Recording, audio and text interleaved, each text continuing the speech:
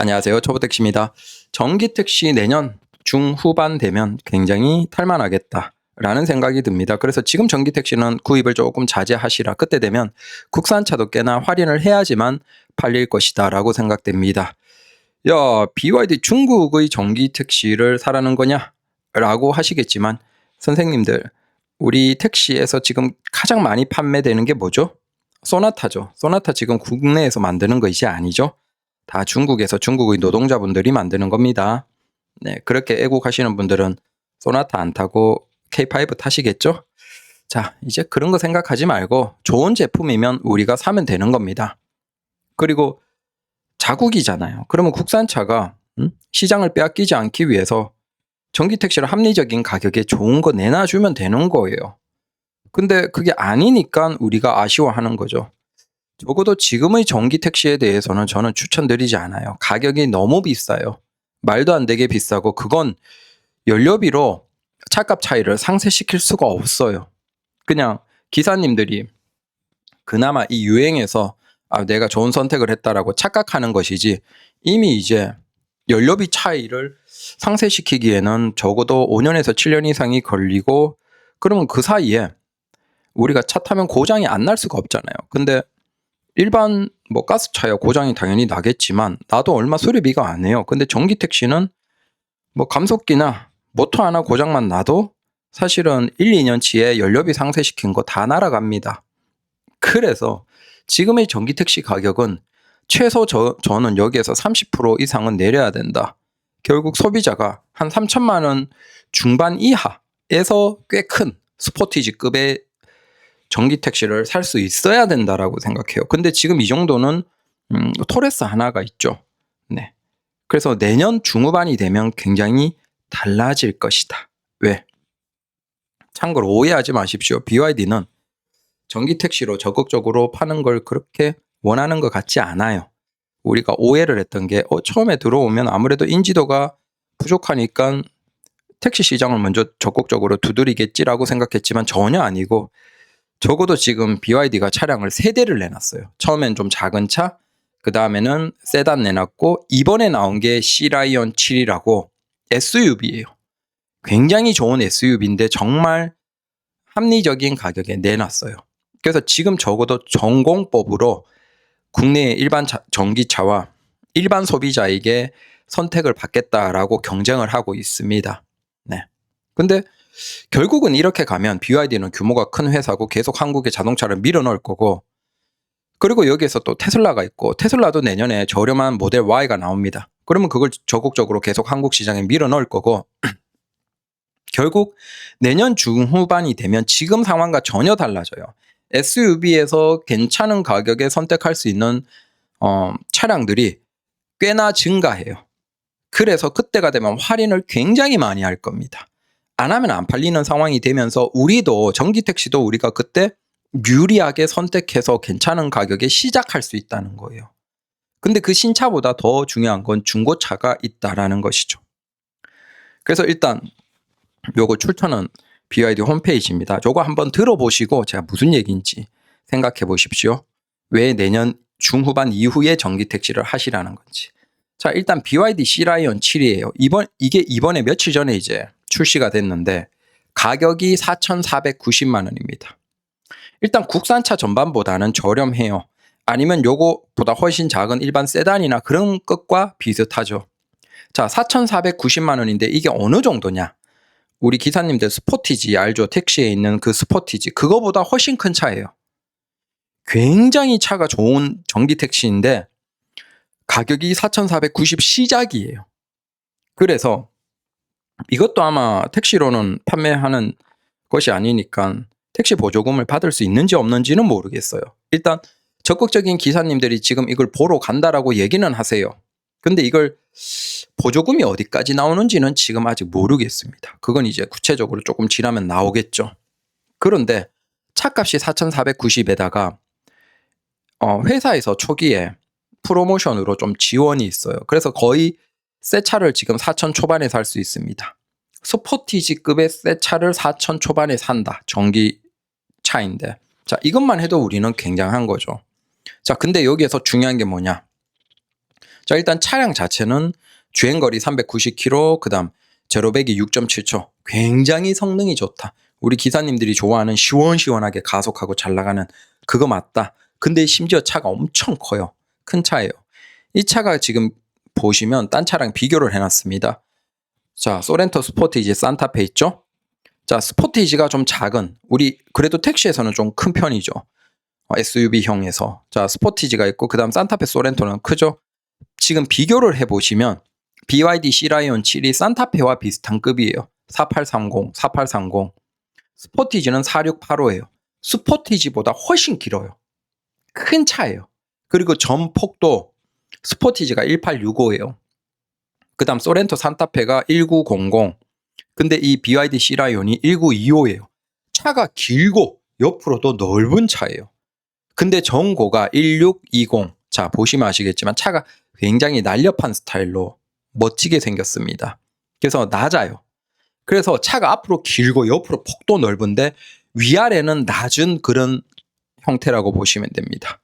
그리고 휠베이스가 2930이에요. 산타페가 2860, 소렌토가 2815, 스포티지는 2755예요. 그러면 BYD C라이온이 얼마나 실내 공간을 잘 뽑은 여유 있는 차인지 아시겠죠? 참고로 아이오닉 5 같은 게 굉장히 실내가 넓죠. 그게 3000이에요.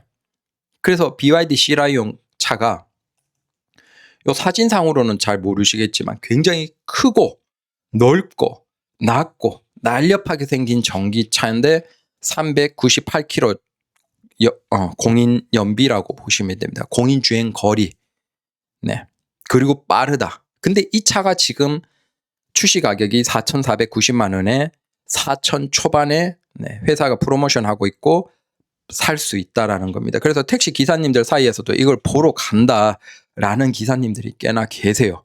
아마 보면 적어도 국산 전기 택시는 전기차는 못 살 거예요. 왜?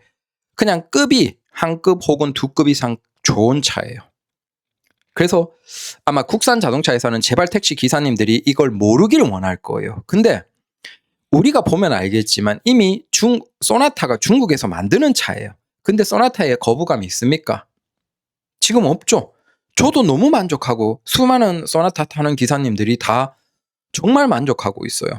에이, 중국산이니까 솔직히 처음에 그런 여론이 있었죠. 국내에 소나타 출시하기 전에 에이, 중국산 그 걔들 뭐 이상하게 차 엉망일 건 라고 했는데 지금 출시된 지 1년 반 넘었죠. 어떻습니까? 아무도 소나타에 대해서 부정적으로 중국인이 뭐니 있단 얘기하는 기사님 지금 아무도 없습니다. 그리고 구입한 기사님들 대부분이 만족도가 굉장히 높습니다. 물론 이제 정차시기에 약간의 좀 진동이 심해요.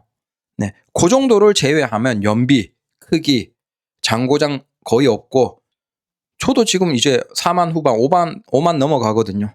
근데 딱히 정비소 한 번도 들어간 적이 없어요. 5만 킬로 타는 동안 지금 엔진 오일만 교체를 계속했어요. 딴 거 아무것도 건드린 게 없어요. 근데 아무런 문제가 없어요. 에이, 중국산 장고장이 없다니까요. 제가 5만 킬로 타는데 고장이 한 번도 없어. 저도 주변 기사님들 쭉 물어봐도 서비스 센터 들어가서 뭘 크게 소리하고 이런 기사님이 없어요. 그래서 중국에 만들었지만 얘들 기술이 굉장히 좋구나라는 건 이미 우리 기사님들이 다 깨달아 버렸어요. 소나타로. 즉 상품성만 좋으면 우리 기사님들이 중국산이 됐든 국산이 됐든 이제 고집 안 하는 거예요. 깨우쳐 버린 거죠. 어쩌면 이게 국산 자동차가 실수를 한 것일 수도 있어요. 차라리 한국에 소나타, 중국산 소나타를 내놓지 말고 계속 중국산에 대한 약간은 부정적인 인식을 가지고 있게 했어야 되는데 오히려 국산 자동차가 중국산 소나타를 소비자에게, 택시 기사님들에게 제공하면서 택시 기사님들이 중국산 문제 없네? 아주 좋네? 기술 좋네? 라는 걸 깨우치게 해버렸어요. 뭐 어쩌겠습니까? 자, 이 BYD C라이온을 보러 가는 기사님들도 그런 거예요. 야, 지금 소나타 좋잖아. 문제 없잖아. 중국산 괜찮아. 라는 인식으로 이제는 그 벽이 다 허물어져 버린 거죠. 국산차 회사로 스스로 중국산을 팔다가. 자, 그러면 이걸 그래도 4천 초반에 그럼 보조금 받고 뭐 해서 3천 후반이나 그 정도에 이걸 사라는 거냐? 아닙니다. 오해하지 마십시오. 이걸 사라는 게 아니고 제가 내년에 어떻게 생각하냐. 자, 일단 테슬라가 모델 Y 저가형이 나와요. 그게 아마 국내에 3천만 원, 3,999만 원이나 한 4,199만 원 이 정도에 출시가 될 거예요. 신차가. 자, 그러면 그걸 택시 보조 안 받아도 일반 보조만 기본적으로 받아도 3천 후반 정도에 살 수 있겠죠. 물론 그게 비싸긴 하지만 테슬라는 거기다가 뭐 언제가 될지 모르겠지만 900만 원 집어넣으면 자동으로 달리는 출발지부터 목적지까지 거의 대부분을 차가 자동으로 운전하는 FSD라는 기술을 바로 그냥 업데이트할 수 있습니다. 자, 이건 이미 미국이나 호주나 다른 나라에서 풀리고 있어요. 그래서 주행하는데 거리의 거의 95%를 차가 자동으로 달립니다. 자, 차선 변경하고 뭐 사거리에 비보호 좌회전 이런 거 다 합니다. 다 합니다. 제발 우리 기사님들 그 유튜브에서 테슬라 FSD 쳐보십시오. 미국이나 호주에서는 이미 그 정도를 다 하고 있어요. 우리가 상상하는 그걸 다 합니다. 다만 출발 목적지에서 좀 버벅이겠죠. 그래서 딱 운전자들이 출발 목적지에서만 자기들이 운전하고 나머지를 차가 자동으로 달리게 다 하고 있어요. 그게 900만 원 돈이에요. 국내에서도 900만 원 팔고 있고 아직 기술이 풀리진 않았어요.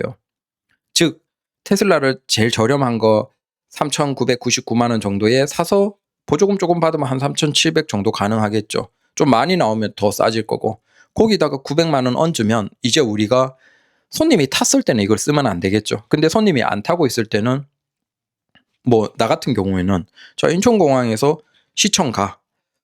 네, 시청 갈 땐 내가 운전해야죠. 법적으로. 내가 운전하고 가. 내려주고 시청에서 나오면서 인천공항으로 찍고 띠딩 하면 차가 자동으로 가요.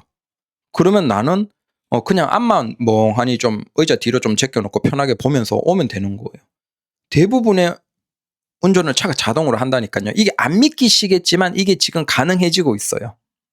자, 그걸 살 계획인데 근데 그걸 만약에 계획과 달라지고 안 산다. 물론 그 FSD 기술은 한국에서 언제 풀릴지는 몰라요. 라고 하면 그럼 전기차를 어떻게 사면 합리적으로 좋은 상품의 차를 살 수 있을까? 자, 기본적으로 차가 커야겠죠? 잘 나가야겠죠? 보증기간도 길어야 되겠죠? 자, 이거 한번 사례를 보십시오. BYD가 국내에 제일 먼저 판 게 아터3예요. 근데 그 아터3의 플러스라는 게 국내에 공식 한 3,300만 원대 나왔어요. 자, 2025년 1월식이죠. 6,000탄 이 아터3 플러스가 지금 중고 가격이 얼마냐면 2,600 올랐어요. 3,300의 국내 출시 가격인데 현재 이제 한 8개월 탄 6,000탄 이 차가 2,600이 올랐어요. 출시 가격과 보면 얼마죠? 한 700만 원 돈 이상이 까인 거예요. 700만 원 전후가. 자, 그러면 똑같은 관점에서 자, 이게 4,400만 원이 나와요. 4,490이고 이게 만약에 1년에서 1년 반 뒤에 중고가 얼마 정도에 풀릴까요? 이 정도의 차가 무사고로 얼마에 풀릴까요? 제가 생각하기에는 3,000 중반 이하에 가능할 것 같아요. 3,000 초반에도 가능할 것 같아요. 그러면 3,000 초반에 이 정도 크기의 진짜 큰 우리가 산타페나 소렌토만한 전기차를 살 수 있는 거예요. 그걸 중고를 살면 되냐라고 하시겠지만 이게 적어도 시장에 어느 정도 영향을 충분히 미칠 수 있다는 거예요. 왜냐하면 제 전기차 9만 탔었거든요. 근데 그게 2년이 안 돼서 택시로 등록이 가능했고 실제 제 9만 탔던 그 아이오닉 5를 다른 택시 기사님이 구입하셨어요. 그리고 택시로 등록을 해서 타고 가셨거든요. 그래서 의외로 이 2년 내에 차량으로 택시 대폐차 하는 분들이 계십니다. 실용적인 분들이. 왜? 저렴하게 돈 아낄 수 있거든요. 이미 차값 많이 빠진 그 상태에서는 그렇게 택시 등록하고 한 1년, 2년 타다가 중고로 처분해도 큰 손해를 안 봐요. 사실 그게 좀 번거롭긴 한데 굉장히 합리적인 방법이에요. 근데 그게 특히 비싼 전기차에서는 그러면 더더욱 좋죠. 근데 이게 그래서 지금 그랜저도 보면 신차 안 뽑고 중고차만 타시는 기사님들 계세요. 그 어떤 분들이냐면 그 그랜저 같은 것들이 중고로 나오잖아요. 그 중고로 2년 안 돼서 처분하시는 기사님들 있죠. 그거 그대로 가져와서 택시로 대폐차 하시는 분들 계세요. 그건 이미 감가가 된 상태이기 때문에 그거는 가져와서 2, 3년 바짝 타다가 팔아도 큰 손해를 안 보거든요. 그래서 사실 부지런하고 똘똘한 기사님들은 이미 그렇게 타고 계세요. 근데 전기 택시에는 그게 안 되는 이유가 신차 가격이 너무 비싸요. 자, 이거 출처 다 엔카입니다. SK 엔카인데 여기 보시면 아이오닉 5 같은 게 신차 가격이 5천만 원, 6천만 원대가 주이다 보니까 그게 중고가 한참 빠져도 4천 얼마, 3천 얼마, 후반 4천 이 정도대예요. 그러니까 차값이 애초에 비싸니까 아무리 뭘 해도 안 돼. 근데 자, 다시 여기 보시면 아토3가 이 정도로 중고 단가가 되면 4,490짜리 이 차가 1년 반 뒤에 중고 단가가 얼마일까요? 1년에서 1년 반 뒤면 택시로 대폐차 가능하죠. 2년 이내 차량이면 되니까. 근데 여기에서 중요한 게, 야, 그러면 중고 사면 보증기간 문제 있지 않냐? 자, 여기에서 이 회사가 특이해요. 보시면 고전압 배터리, 여기 밑에 보십시오. 상기 보증기간 및 주행거리는 선도의 기준인데, 자, 보증기간 내 차량의 소유주가 변경되더라도 잔여 보증기간은 차량에 기속돼요. 어떤 회사들은 보증기간 처음에 많이 주고 이거 중고차로 사면 그렇게 보증 안 해주는 회사가 있어요. 자, SUV인데 보증기간 긴데 중고로는 그렇게 안 해주는 회사가 있어서 어느 회사는 단점이에요. 그게 어느 회사인지는 얘기 안 드릴게요. 아실 겁니다. 자, 보시면 아시겠지만 차량에 이게 귀속되기 때문에 우리가 중고를 사도 이 보증기간을 보증받을 수 있어요. 위에 보시면 고전압 배터리가 8년 16만이에요. 근데 옆에 차량 기본 보증, 이게 국산차는 얼마예요? 그냥 뭐 어차피 우리 택시는 연식은 상관없고 6만 킬로잖아요. 대부분. 근데 얘는 6년 15만이에요. 어차피 6년이라는 시간은 상관없고 15만 킬로 기본 차량 웬만한 기본 보증이 되는 거예요. 원래 이렇게 안 해주거든요. 국산차는. 이게 6만이에요. 6만. 그래서 1년 만에 끝나버리죠. 근데 얘들은 적어도 15만 킬로까지 차량 기본 보증. 그 다음 구동장치. 뭐 감속기 모터 이런 거겠죠. 그것도 이건 비슷하죠. 8년 15만이니까. 그 다음에 여기에서 긴급 출동 6년 15만. 무상 견인 6년 15만.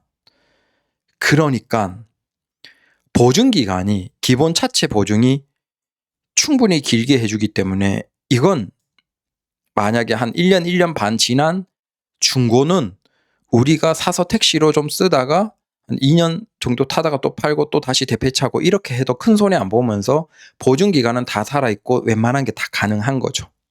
다만 이제 택시를 뭐 메타기 작업하고 하면서 전장을 건드렸다라고 그걸 평가할지 안 할지는 모르죠.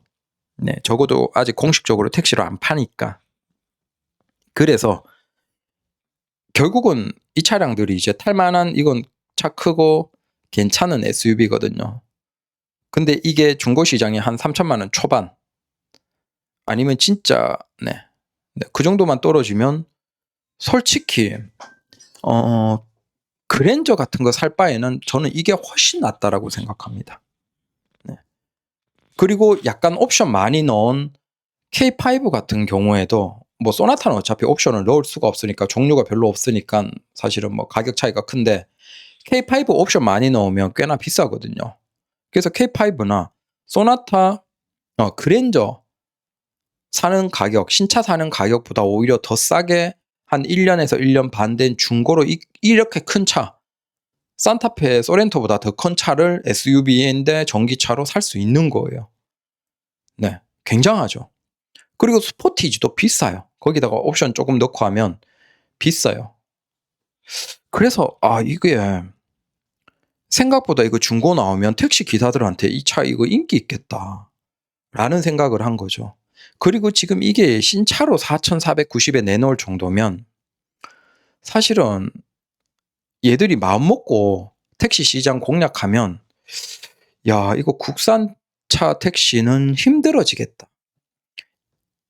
아직 이런 얘기가 참 와닿지 않겠지만 이제 한 몇 달 지나면 요거 거리에 굴러다니겠죠. 굴러다니면 여러분들이 이게 무슨 얘기인지 아실 거예요. 이건 우리 기사님들이 일반적으로 생각하는 그런 차랑은 크기가 완전 달라요. 엄청 큰 차예요. SUV 좋은 거예요. 시승기도 이미 많이 나오고 있고. 그래서 그냥 급이 다른 거예요. 급이. 근데 이게 만약에 우리가 중고로 한 3천 중반 혹은 3천 초반에 살 수 있으면 아예 진짜 소나타가 깡통 살 기사님들은 아니고 그래도 K5의 옵션 아니면 그랜저급 사는 기사님들은 그냥 이거 사는 게 정답이에요. 유지비 말도 안 되게 저렴하고 차 엄청 크고 좋고 심지어 보증 기간도 굉장히 길고 다 15만 이상이니까 무료 견인 이런 거 15만까지 다 해주니까 택시로 쓰는데 문제가 없는 거예요. 그래서 이제 초기에 뭐 서비스 센터나 그런 정도만이 문제지 걱정이지 진짜 괜찮은 거죠. 결국은 이걸 통해서 우리가 생각해 보면 내년 중반 후반 이후가 되면 자, 이 차량도 중고가 좀 풀리겠지만 테슬라 모델 Y 같은 경우에도 3,999만 원, 4천만 원 초반에 나올 거예요. 자, 그러면 그때가 되면 이 BYD의 C라이온 7이 가격을 더 내리겠죠. 근데 그 두 차량 모두 크고 좋은 거거든요. 자, 그렇게 좋은 수입차가 보증기간 괜찮게 4천 초반, 3천 후반에 막 팔기 시작하면 과연 국산차가 지금처럼 전기 택시 가격을 비싸게 받을 수 있을까? 누가 삽니까? 안 사요. 진짜 겁 많은 소수의 기사님들 제외하면 안 사겠죠. 그러면서 수입차로 소비자들이 전기 택시 소비자들이 넘어가면 결국은 국산차도 한 이 정도 급 되는 거. 스포티지급의 전기차를 4천 초반, 3천 후반에 팔아야지 대응이 가능한 거예요.